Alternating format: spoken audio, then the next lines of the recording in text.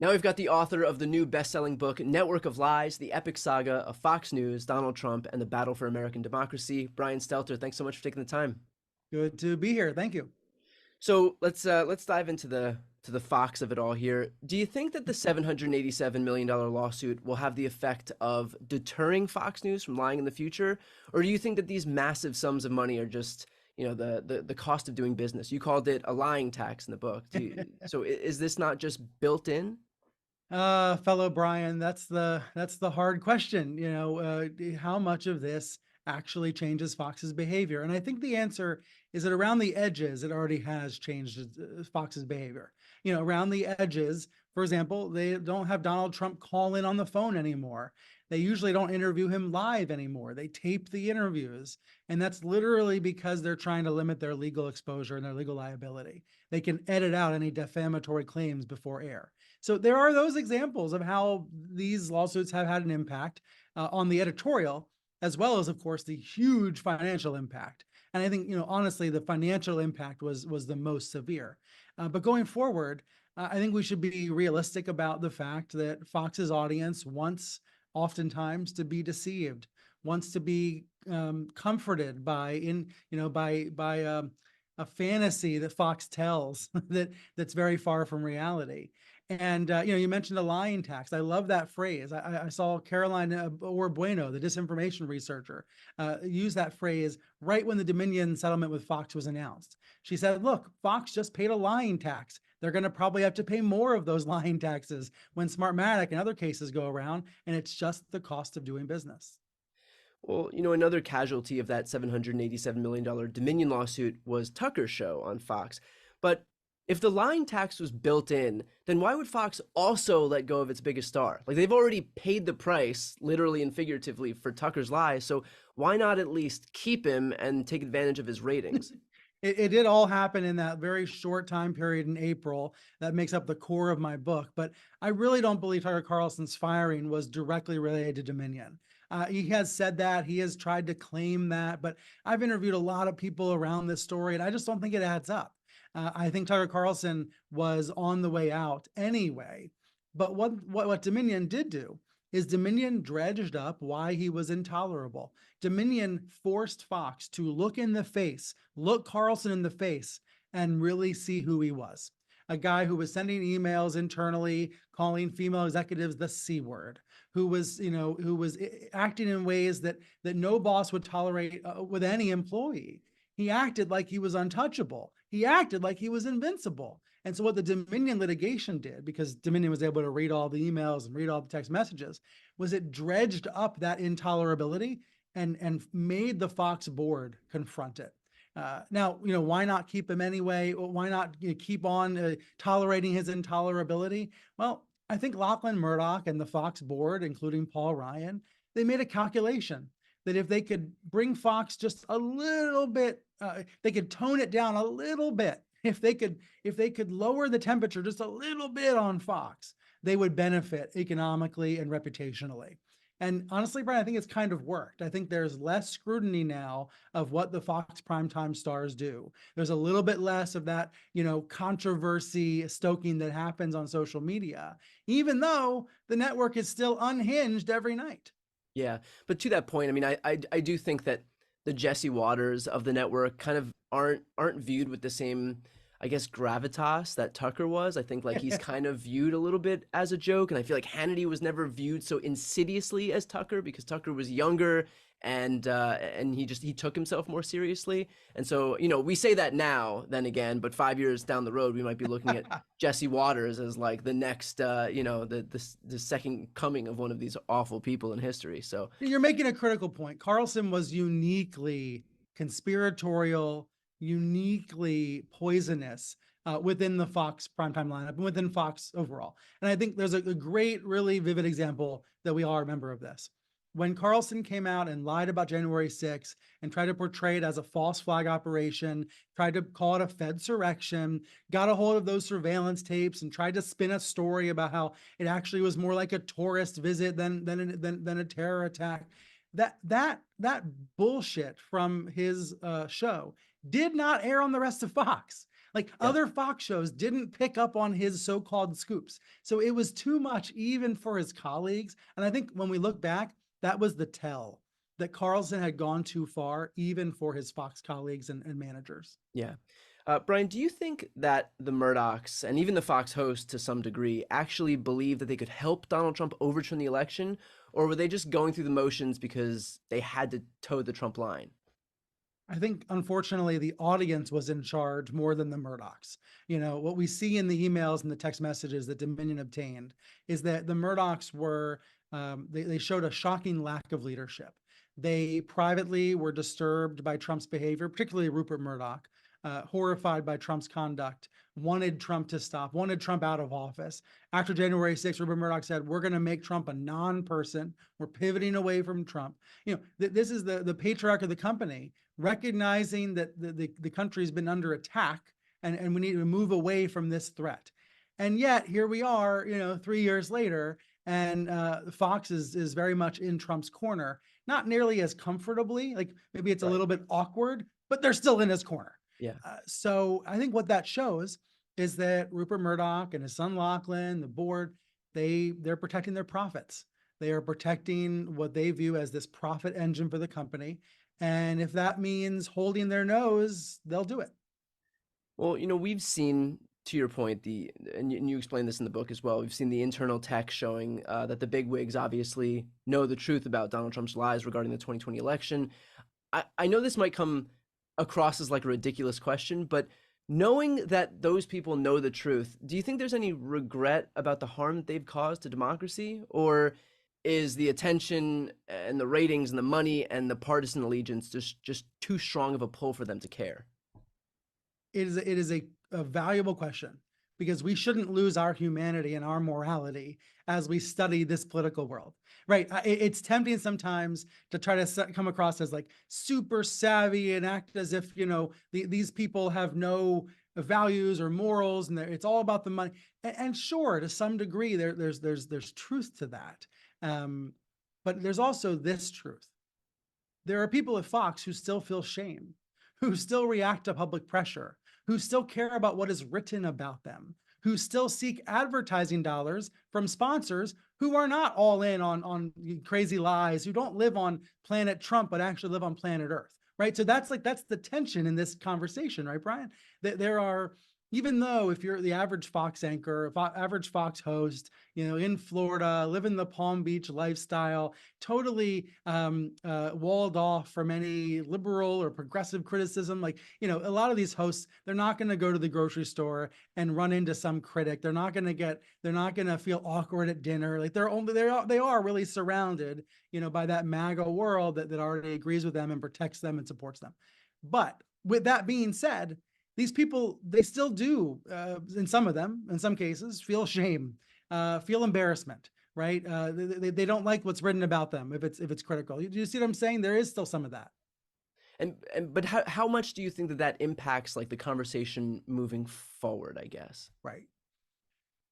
Well, that is where And I know the these are, audience. by the way, I know this is like an impossible question for Well, you to it's where answer. the audience being in charge is really the troubling dynamic here. Well, to The, that the to way that I point, think, then is there if the audience wants a certain thing and they have an insatiable appetite for right, that thing, which is that Donald Trump is always right, the evil communist Marxist Democrats are always wrong, they're always out to get Trump, Donald Trump is always the victim. right. Is there no end in sight? I guess. Um, Well, when it comes to Fox, I think about it this way. I think about someone like Rupert Murdoch, Lachlan Murdoch, Sean Hannity. We think they're driving the car, but they're actually the passengers. And I think it's important to recognize that. So when the car runs off the road, when the car drives into a ditch, when the car crashes, the people that we think are driving the car actually are not. And Yeah. so that's my framework for thinking about 2024, that there's nobody actually driving the car. Yeah.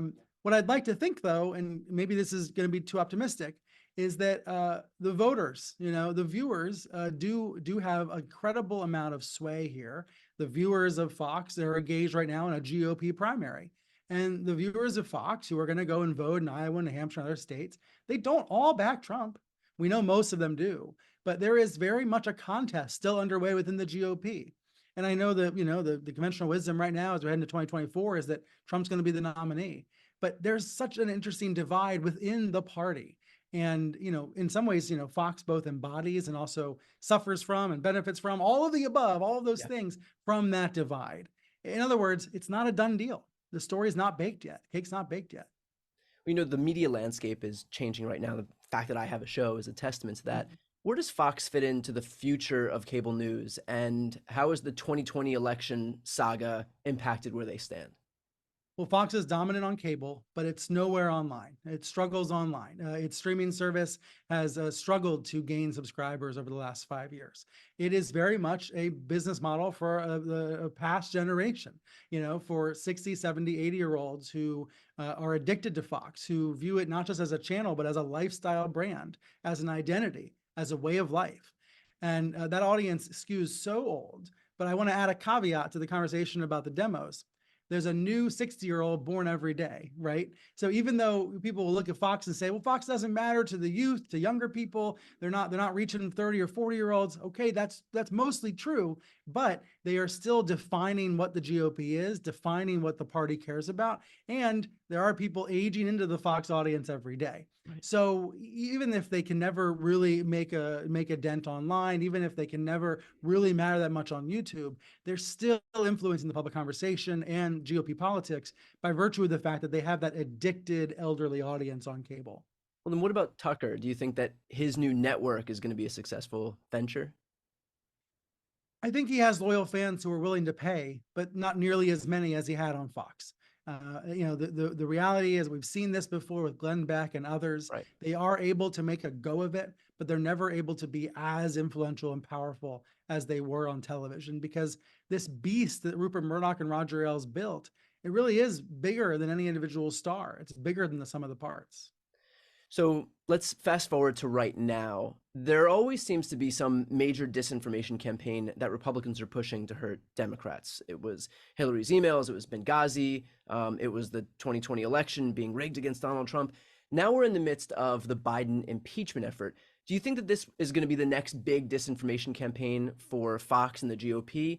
And do you think that Democrats are doing enough to bat back the disinformation campaign now before it really sticks? I think it was Brian Butler recently wrote a piece about how Republicans have adapted, conservatives have adapted to this information war space better than Democrats. And it rang true to me. It made a lot of sense to me that the way folks communicate, and let's talk about, younger people, less likely to watch Fox, more likely to watch your show. The way that we, if I can say I'm 38, the way that younger folks communicate, not just, I don't want to minimize and say through memes or through videos, Yeah. but there's actually something very real to that and very substantive about that.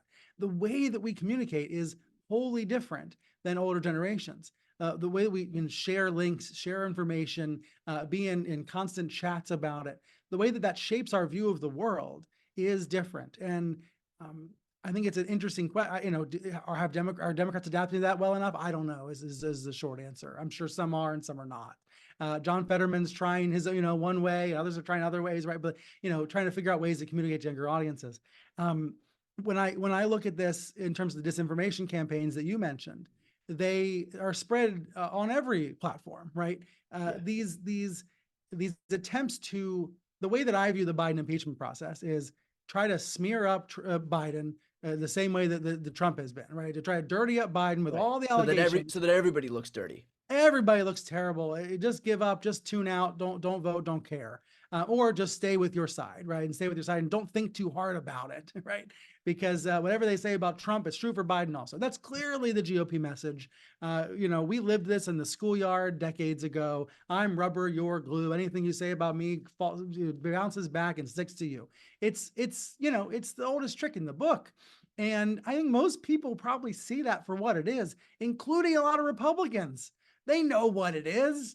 It's an attempt to create a false equivalence. Yeah. They're in on it. They're in on the joke. And, there was I think it was Troy Nehls. There was a congressman walking over to the House and a reporter says, "What do you want out of this?" And he says, "Trump 2024. Right? That's to the extent that this is really obvious to people, that's a good thing. It's why media literacy is so important, right? Give people the skills to see how these tricks are played. Give people the skills to see how this information is spread.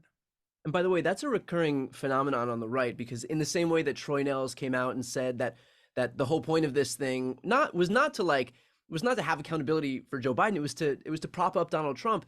Kevin McCarthy came out 10 years ago almost, and when he was asked about the point of the Benghazi Select Committee, he said that it was to hurt Hillary Clinton's poll numbers. So they've been kind of telling on themselves only because they're not smart enough to do it subtly enough for so long. But that doesn't change the fact that for most people, it works anyway.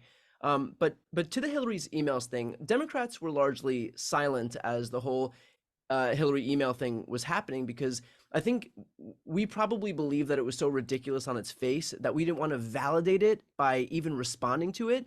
But the practical effect of that is that it created a vacuum that Republicans then filled with their disinformation. And it became a huge story. So that strategy obviously failed. What do you think is the most effective way to shut down these Fox News Republican disinformation campaigns like the emerging Biden impeachment one? Mm. Well, I think number one, it's worth recognizing the limits of any individual or any media company's power. The reason I start with that point is sometimes there's an attitude, I think, from partisans of all stripes that like if we just wave a magic wand, make the media do something differently, then everybody will be informed correctly and the outcome will be as desired. Right. And the reality is, it's not the way the world works. It's not possible. I've come to really reckon with how limited the news media's powers are. When I say powers, I mean that in a rhetorical sense. Like, I think about 2016, and I was at CNN at the time covering the Trump campaign, covering the Clinton campaign. I'm really proud of the fact checking that was done, the scrutiny that was applied to Trump. And yet we know that media scrutiny sometimes helped drive votes to Trump, right? Because he was canny and cynical enough to turn the media's scrutiny into one of his superpowers. So I always start by saying, let's recognize the limits of the power here. But that said, I think to let people be in on it, to show them how it works, to deconstruct how these disinfo ops work is really powerful. Because then they can do it themselves, see it with their own eyes, recognize when they're being manipulated, recognize when they're being deceived. Most people, Republicans, Democrats, aliens, they don't want to be deceived. They don't want to be fooled. People don't want to feel like they're marks or suckers. They want to know what's true in the world, not what's false. And that gives the high ground, the moral ground, that gives the high ground to the truth tellers and the reality-based people. Yeah. in a world where the Elon Musks, will use their platforms to spread hate and disinformation. Right. Let's hold on to the high ground and focus on what is actually true. And look, I've even seen some figures at Fox point out a little bit once in a while on the air that there seems to be nothing to these Biden claims. That we're not voting for Hunter Biden. The person running is Joe Biden. And so every so often the truth breaks through even on Fox. Yeah. Okay, so this is a question that's been nagging at me for years now, but do you think the straight news anchors at Fox, like the Brett Baiers, insofar as one believes he is a straight news anchor, do you think that people like that validate the real draw for Fox, which are the opinion hosts, by giving the network plausible deniability that they're a real news network? Yeah, the short answer is yes. I refer to it in Network of Lies. I think I quote a source saying it's like the Murdochs play a double or a triple game because they benefit from the propagandists and how profitable the propaganda is. But they have these news anchors and this newsroom that provides credibility and cover for it. By the way, that newsroom is shrinking. Fox does have journalists, as journalists in the Middle East, for example, but the news operation part's been shrinking over the years while the propaganda operation is expanding. So I think about it as Fox being many things within one body, all uncomfortably living together. And yes, there are many examples at this point to say that Fox uses its journalists, its news shows as cover to say, well, look over here, don't look over there. We said this, but we also said that. Right. That's what was so destabilizing about 2020. Fox reported the truth, said what was true, and then started to shout the lies about voter fraud. Right. So they were all happening within the same place. Brian, what was the most interesting part of the book to write? That's a great question. No one's asked me that during this book tour thing. I think what I enjoyed writing, there were two parts that I enjoyed writing the most. One was the day by day TikTok of November 2020. Election night turned into election week. Then remember Saturday morning when Biden was projected president elect, people took to the streets in New York and DC and LA. On Fox, though, Trump lost, which means Fox lost, the host lost. And thus, Marie Bartiromo started to create this alternative reality where maybe he won, maybe he was robbed, maybe he could still win, maybe he could get to the Supreme Court, maybe he can have a second term. So Fox created this universe, this alternative universe. So the TikTok of how that happened day by day was really fun to write. And then it was really interesting to revisit the 2022 midterms because the so-called red wave that didn't break, the red wave that didn't happen, was another reminder to me that what these propagandists do is ultimately a disservice to their audience. When they lied about voter fraud in 2020, when they promised a red tsunami that didn't come in 2022, they are misinforming and disinforming their viewers and actually hurting them. Yeah. And look, Brian, you've been in this, in this world for a while. I was at CNN for almost a decade. I think a lot about whether I'm helping a little bit or am I doing harm? It's even true. The first day I covered a natural disaster for the New York Times, I was in Joplin covering a tornado, and I was driving toward the town that had been decimated. And I thought to myself, the first rule of journalism in a day like this is just don't do any harm. Yeah. I'm about to interview people who are having the worst day of their lives. Don't make their lives any worse, right? Don't do harm. I think, I don't want to be pompous about it. Certainly in political journalism, the stakes might not be that high every day. The stakes are different at least. And when it comes to commentary and all of that, it's a rough and tumble game. But we shouldn't be doing harm. We shouldn't be doing a disservice to our audience. And, the parts of the book I liked writing the most, they were about the recognition that what Fox does harms the people they're trying to help, disrespects the people they claim to respect. Yeah, I think that's such a great point. And that's a point I try to bring up in my videos too. It's like, look, the last thing that you, at a bare minimum, you want the people who you've entrusted to represent you to not treat you with such oozing contempt. And Yes. to your exact point, nobody wants to be lied to. Nobody wants to be manipulated, but that's exactly what's happening. And it's only happening to the people who've imbued these Fox hosts and these Republicans with so much trust, only to then turn around and leave them so ill-informed, to your exact point. It is in some ways a very, very twisted relationship, and I don't know how to really untwist it for the loyalists, for the junkies, for the addicts. I do believe there's lots of Republicans, lots of moderates, lots of folks who even watch Fox, maybe even for entertainment, who aren't really true believers, who know what it really is. Like, I think we shouldn't, it's important not to paint with too broad a brush. There are lots and lots of persuadable people out there. But among that core constituency, that MAGA base that has decided that all real news is fake and all fake news is real and Trump is the only truth and Fox is the only truth. Yeah, I think they're not gettable anymore. Yeah. And we should focus our efforts, me as a journalist, you as a commentator, as a host, on reaching everybody else who is open to new information and new facts. Yeah, perfectly put. I think that's definitely the best use of our time. Brian, the book was extremely enjoyable, really easy to read. For anybody watching, definitely recommend that you grab it. It is Network of Lies, the epic saga of Fox News, Donald Trump, and the battle for American democracy. Brian Stelter, thanks for taking the time. Thank you. Happy New Year, everybody.